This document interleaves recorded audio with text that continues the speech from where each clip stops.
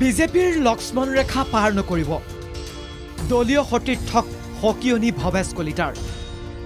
উপসভাপতি জয়ন্ত দাসৰ কাণ্ডক লৈ অসন্তুষ্ট বিজেপিৰ সভাপতি 4 জুনৰ পিছতে বিজেপিৰ অনুশাসন সমিতিৰ বৈঠক দেশত সাধাৰণ নিৰ্বাচন চলি থকাৰ সময়তে ৰাজ্যিক বিজেপিক জুকাৰি গৈছিল কেবাখনো পত্ৰ বোমাই প্ৰাক্তন বিধায়ক তথা বিজেপিৰ জ্যেষ্ঠ নেতা অশোক শৰ্মাৰ বিতৰ্কিত মন্তব্য আৰু তাৰ পিছত নেতাজনলৈ দলীয় চৌকছ দিয়া ঘটনাক কেন্দ্ৰ কৰি গেৰুৱা শিবিৰত বিশেষ চৰ্চা অব্যাহত থকাৰ সময়তে জলা জুইত ঘিউ ঢালিছিল দলৰ উপসভাপতি জয়ন্ত দাসে দলীয় সংঘাত নিৰ্মূল কৰিবলৈ সভাপতিলৈ উদ্দেশ্য কৰি লিখা পত্ৰ নিজেই ভাইৰেল কৰিছিল সংবাদ মাধ্যমত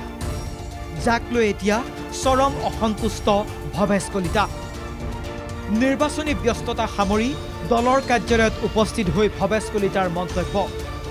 উপসভাপতিৰ মতে দল নচলে জয়ন্ত দাস কেৱল বিষয়ববীয়া হৈ থাকক সব উপসভাপতিৰ মতে পাৰ্টি নচলে দেই উপসভাপতি আমাৰ এজন বিষয়ববীয়া তেওঁ বিষয়ববীয়া আছে বিষয়ববীয়াত উঠাব কথাটো অসন্তুষ্ট ভৱেশ কলিতাই ক'লে মোলৈ দিয়া চিঠি সংবাদ মাধ্যমক আগতে কিয় দিয়া হ'ল আৰু তেওঁ লেটাৰ দিয়া আগতে মিডিয়াক দিব নালাগে ন তেতিয়ালে মোক দিব নালাগিছিল লেটাৰখন নাই আমি আলোচনা কৰিম সব কথা তেওঁ কি কাৰণে দিলে কাৰণ দলটোতো কোনো ব্যক্তিৰ হিত নচলে এটা এটা সামূহিক আমাৰ হ'ল কালেক্টিভ লিডাৰশ্বিপ লক্ষ্মণ ৰেখা পাৰ নকৰিবলৈও হকিয়ালে দলীয় সতীৰ্থক আমি অনুশাসন থকা দল এই অনুশাসন মই সকলোকে কৈছোঁ যে সকলো যেন লক্ষ্মণ ৰেখা পাৰ হৈ নাযায় দলত কিবা থাকে আমাৰ লগত আলোচনা কৰিব মাননীয় মুখ্যমন্ত্ৰী মহোদয় আছে আমাৰ জ্যেষ্ঠ নেতৃবৃন্দ আছে আমি সকলো আলোচনা কৰিম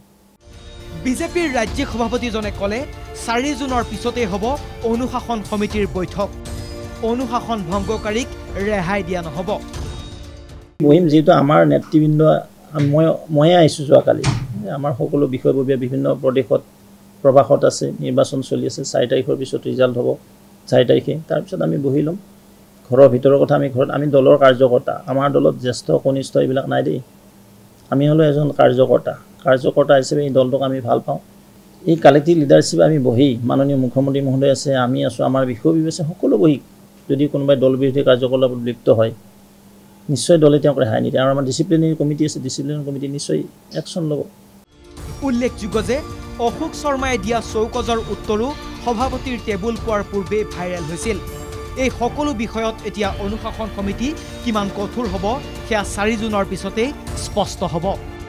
কেমেৰা পাৰ্চন নিতুল কৃষ্ণৰ সৈতে লক্ষ্যজিৎ গোহাঁইৰ ৰিপৰ্ট NK TV